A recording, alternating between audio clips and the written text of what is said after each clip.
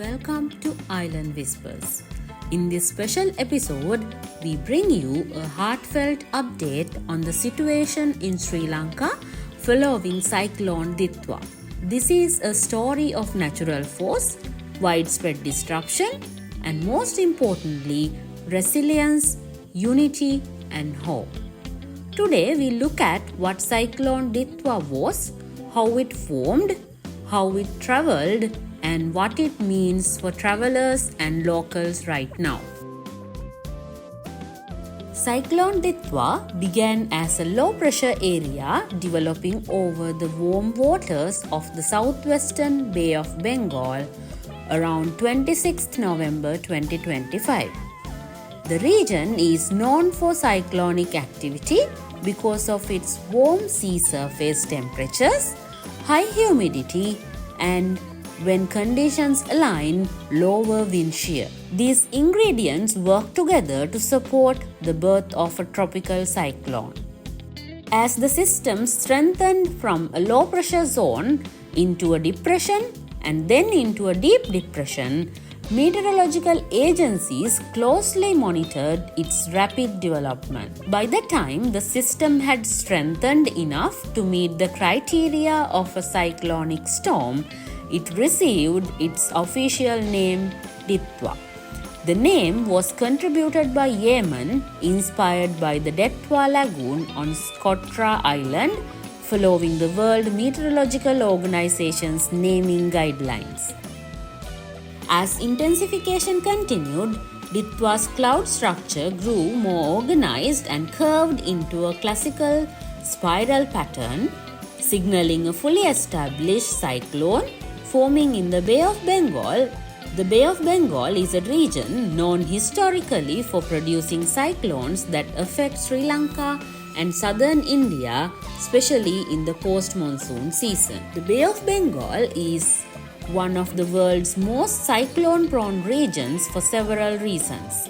Sea surface temperatures often remaining about 28 degrees Celsius, the atmosphere stays humid and unstable, seasonal wind patterns occasionally reduce vertical wind shear. Post-monsoon conditions create ideal energy for storm formation.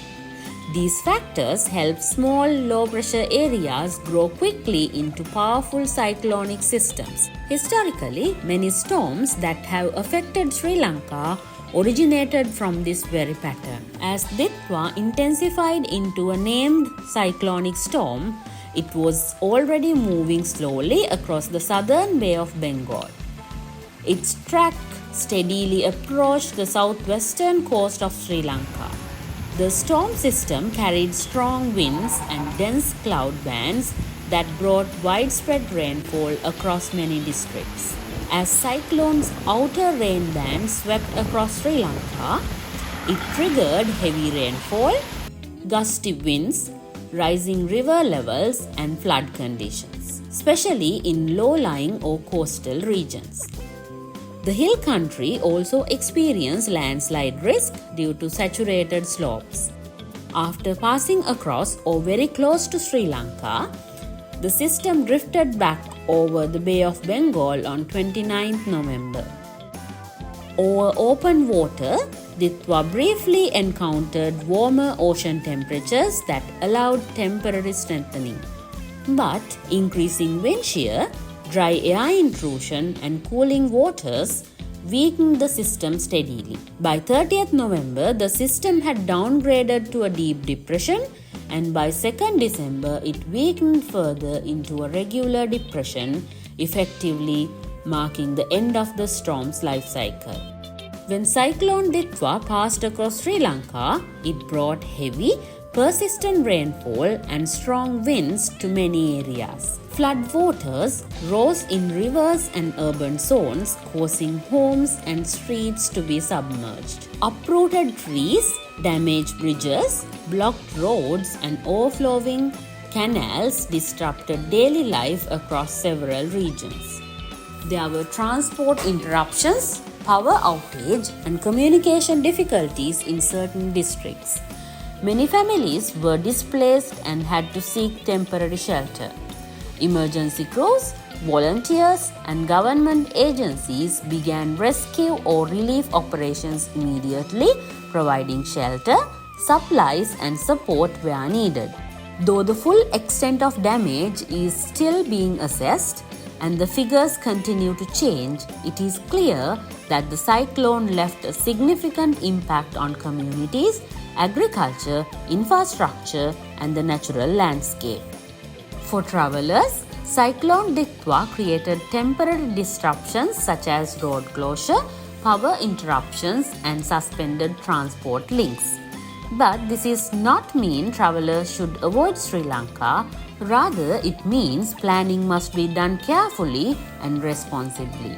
Tourists are encouraged to check update weather forecast regularly, confirm road accessibility and local conditions, stay in communication with hotels or travel coordinators, choose regions that are fully operational and safe, keep travel plans flexible to avoid last-minute disturbances.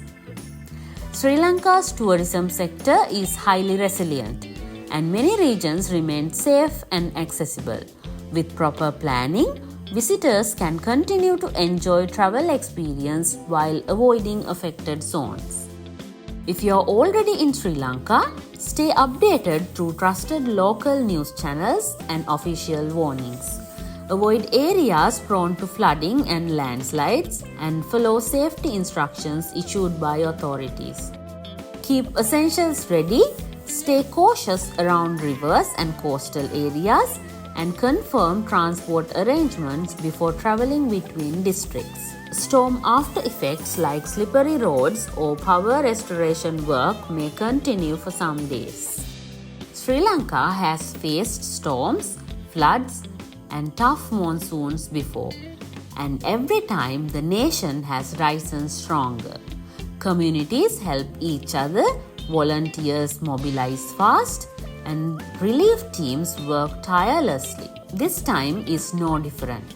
Though Cyclone Ditwah has left its mark on the landscape and on the lives of many people, the spirit of Sri Lanka remains unbroken.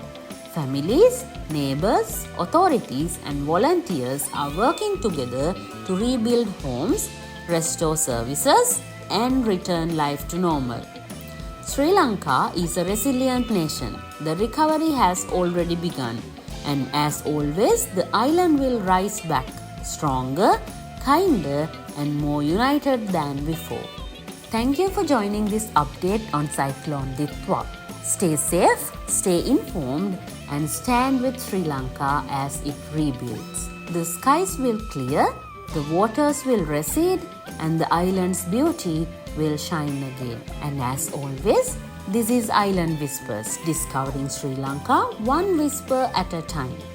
Until next video, keep your souls curious and your spirits wonderful.